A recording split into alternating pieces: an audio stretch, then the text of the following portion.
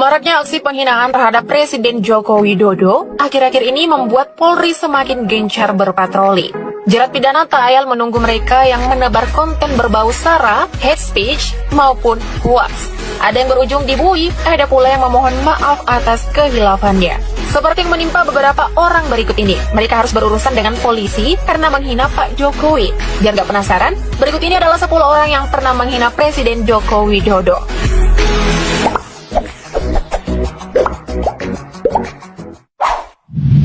Muhammad Arsyad Assegaf. Nama Muhammad Arsyad Assegaf atau yang akrab disapa Imen ini sempat membuat geger negara plus 62 pada tahun 2014 silam. Imen yang berprofesi sebagai penjual sate ini mengedit foto Presiden Joko Widodo dan menguploadnya ke sosial media. Editan Imen ini mengisyaratkan sebagai bentuk penghinaan terhadap Pak Jokowi. Atas ulahnya, Arsyad diciduk Bareskrim Polri dan dijerat pasal berlapis, yaitu pornografi dan ITE. Namun kasus tersebut tidak berlanjut karena pengacara dan pihak keluarga Arsyad memohon dan meminta maaf langsung kepada Pak Jokowi atas kelakuan Arsyad. Beruntung Pak Presiden kita ini baik, Arsyad pun dibebaskan dan dapat berkumpul kembali dengan keluarganya. So, hati-hati dalam bersosial media ya.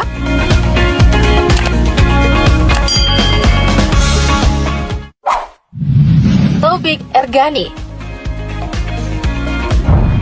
Sosok Taufik Ergani sempat viral pada tahun 2017 ketika ia menghina Presiden Joko Widodo.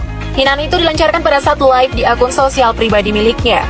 Pria kemayu ini menyebut berulang kali Pak Jokowi adalah sampah. Wah, ini enak, uji nyali nih. Selain sampah, Gani juga menyebut beberapa kata kasar dan hinaan. Akibatnya, Gani pun harus berurusan dengan kepolisian atas tindakannya tersebut.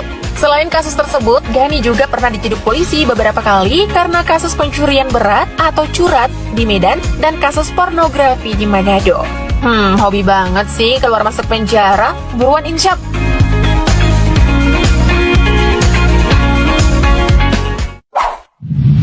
RJ.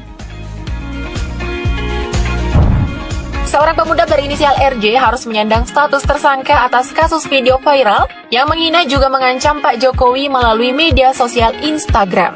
Dalam video tersebut, RJ yang bertelanjang dada mengeluarkan kata-kata kasar sambil menunjuk foto Pak Jokowi. Bahkan RJ menantang Pak Jokowi untuk bisa menangkapnya. Gimana? Ketangkep beneran kan? Dalam kasus ini, RJ yang saat itu masih berstatus pelajar SMA dijerat pasal tentang Undang-Undang ITE. Meski demikian, polisi tidak melakukan penahanan dan RJ pun dikembalikan kepada orang tuanya. Setelah kejadian tersebut, RJ dan orang tuanya mengunggah video permintaan maaf atas perbuatannya. Tuh kan, pada akhirnya minta maaf sendiri, makanya jangan sok jagoan. Untung gak dipenjara kan?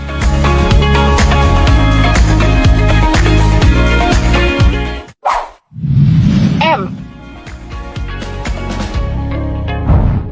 Sebuah video memperlihatkan seorang pemuda mengaku warga Aceh viral di sosial media karena memaki-maki Pak Jokowi. Selain menghujat dengan kata-kata yang tidak pantas, pria tersebut juga mengkritik masa kepemimpinan Pak Jokowi. Setelah dilakukan profiling dan mengunjungi keluarga tersangka, diketahui pria berinisial M ini berada di Malaysia sejak 2015 lalu dan sampai sekarang belum pernah kembali. Kabarnya pekerjaan M di Malaysia tidak menentu alias serabutan. Mendingan ke Indonesia, apalagi udah banyak yang nungguin. Ntar dijemput Pak polisi deh kalau lupa jalan pulang.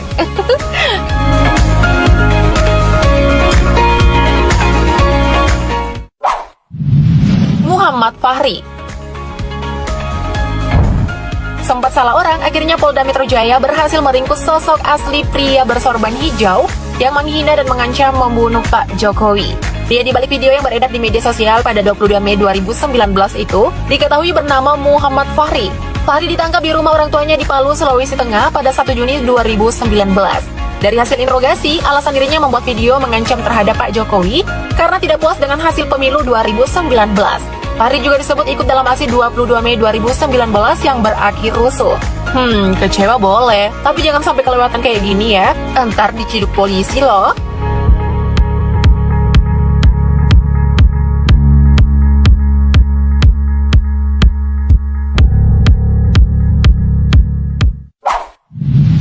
Mali. Pria Madura yang bernama Mali akhirnya berhasil diamankan aparat kepolisian karena diduga menghina Pak Jokowi. Upaya penangkapan tersebut bermula dari videonya yang diunggah ke sosial media. Dalam video berdurasi 27 detik tersebut, Mali menghina dan mengatakan Pak Jokowi dan aparat polisi dengan sebutan binatang. Jokowi Gila, nyali si Mali gede juga ya. Endingnya, bisa ditebak sendiri kan? Atas ulahnya tersebut, kini Mali harus mendekam di Polda Jawa Timur. Setelah diamankan, Mali pun membuat video klarifikasi permintaan maaf kepada Pak Jokowi dan Polri, serta berjanji tidak akan mengulangi perbuatannya. Makanya Pak, kalau main itu yang wajar-wajar aja dong, gak usah aneh-aneh deh.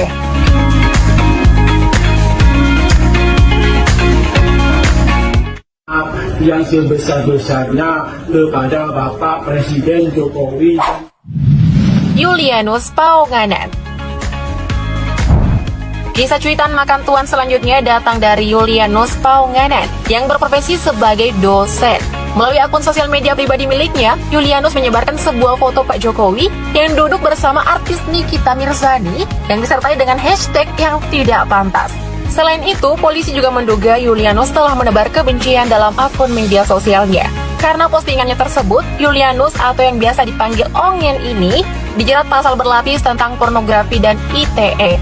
Atas perbuatannya itu, Ongen mendapat hukuman pidana penjara selama 1 tahun dan denda sebesar 500 juta rupiah dengan ketentuan jika denda tersebut tidak dibayar, diganti dengan pidana kurungan selama 3 bulan.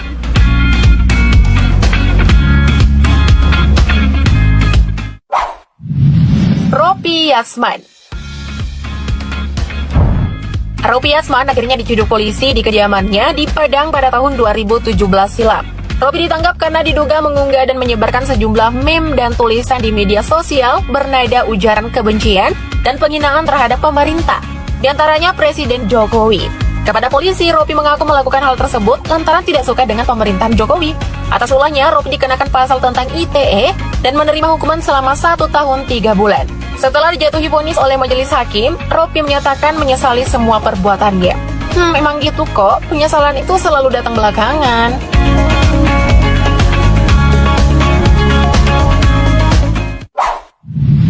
Muhammad Farhan Balatif. Nama Muhammad Farhan Balatif sempat viral pada tahun 2017 silam usai diciduk polisi. Pria yang akrab disapa Farhan ini diduga sosok pengendali akun Facebook dengan nama Ringo Abdillah yang kerap menghina Pak Jokowi.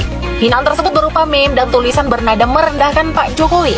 Seolah kebal hukum dengan pengahnya, ia mengejek Polri dan meminta untuk segera menangkapnya terkait hate speech yang ia lakukan. Ucapannya pun berbuah kenyataan. Polisi akhirnya menciduk Farhan di kediamannya dan ditahan di Polrestabes Medan. Atas ulahnya, Farhan dijerat pasal tentang ITE. Makanya jadi orang itu jangan sesumbar ya.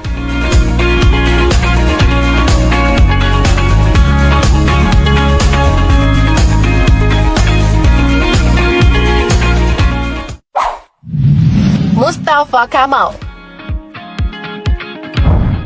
Last but not least, pihak kepolisian kembali mengamankan pria Parubaya bernama Mustafa Kamal atas dugaan penyebaran berita hoaks dan sara melalui media sosial. Berkedok akun sosmed bernama Tiger Andalas, Mustafa menyebarkan berita hoaks serta sara tentang Pak Jokowi, ibunya, dan sang istri dengan ungkapan yang tak senonoh. Atas perbuatannya tersebut, pria asal Kepulauan Riau ini akan dijerat pasal berlapis tentang ITE dan peraturan hukum pidana. Ternyata ini bukan kasus pertama Mustafa loh, tapi udah ketiga kalinya. Walah Pak, kok nggak belajar dari kesalahan sih? Apa emang doyan masuk bui? Mimin gak habis pikir deh. Aduh.